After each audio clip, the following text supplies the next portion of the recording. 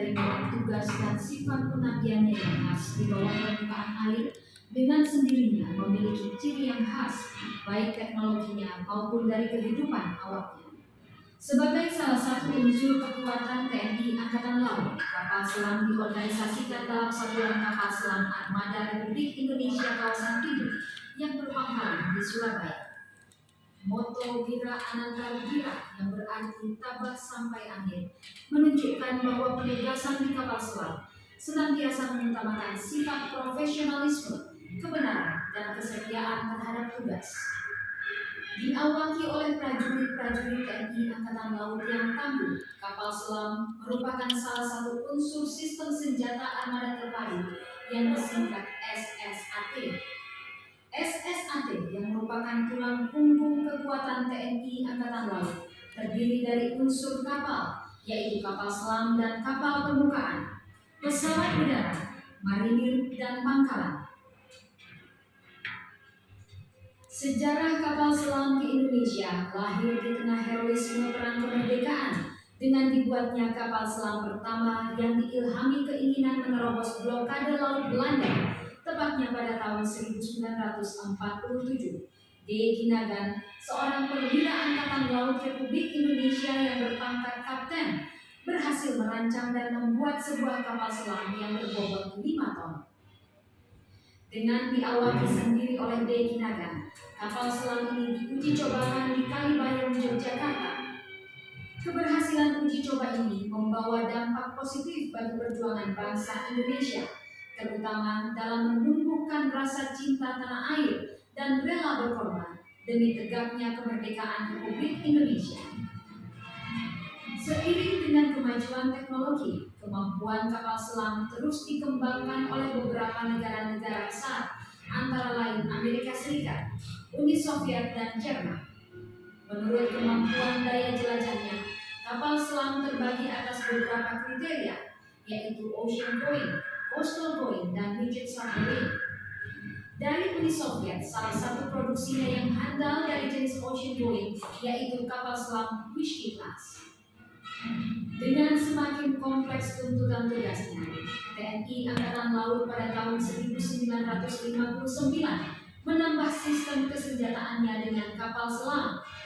Tepatnya pada tanggal 12 September 1959, pemerintah Indonesia menerima 2 buah kapal selam Whiskey Class dari pemerintah Uni Soviet, masing-masing diberi nama RI Cakra dan RI Nanggala. Hingga saat ini, tanggal 12 September diperingati sebagai hari lahirnya Korps Hiu Kencana, yaitu Korps Pengawal Kapal Selam.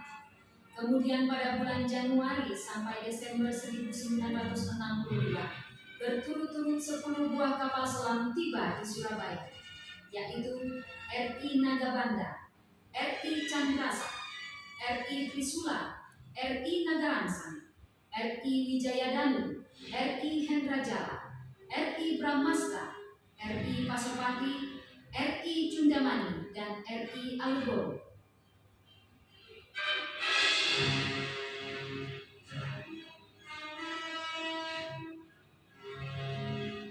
Pada operasi Trikora, pembebasan Irian Barat, kapal selam berperan penting di dalam memberikan tekanan-tekanan psikologis terhadap pihak Belanda yang bercokol di Irian Barat, antara lain melalui operasi pengintaian dan penyusupan ke daerah musuh, dikenal dengan Operasi Antarja, Jaya Wijaya 1, Cakra 1, Alugoro dengan mendaratkan pasukan RPKAD di Tanah Merah Irian Barat, serta Operasi Jaya Wijaya 2.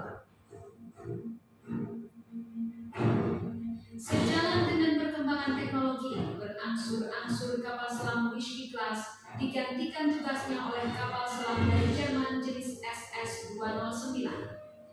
Kapal selam yang masuk jajaran TNI Angkatan Laut pada dekade awal tahun 80-an ini berjumlah 2 buah, yaitu KRI Cakra dengan nomor lambung 401 dan KRI Nanggala 402.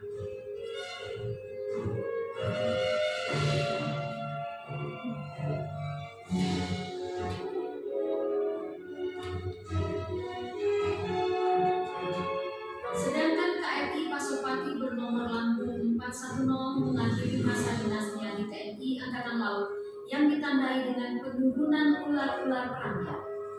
Dengan demikian, selesailah sudah era kapal selam Mission Class yang telah turut berjasa bagi kejayaan bangsa Indonesia, dan untuk menghormatinya, dibangunlah monumen kapal selam di kota Surabaya.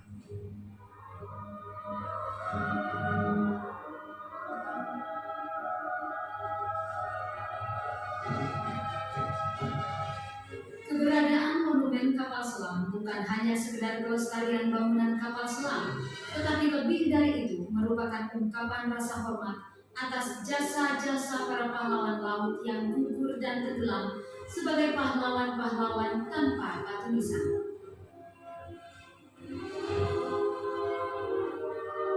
Fisik dari monumen yang menampilkan kapal ex-KRI Pasopati ini adalah saksi sejarah tentang pengabdian dan profesionalisme prajurit-prajurit Korps Hiu Kencana, sekaligus akan memberi inspirasi dan motivasi bagi generasi muda bangsa untuk mengerti dan tertarik pada kehidupan aspek kelautan sebagaimana kodratnya sebagai bangsa bahari.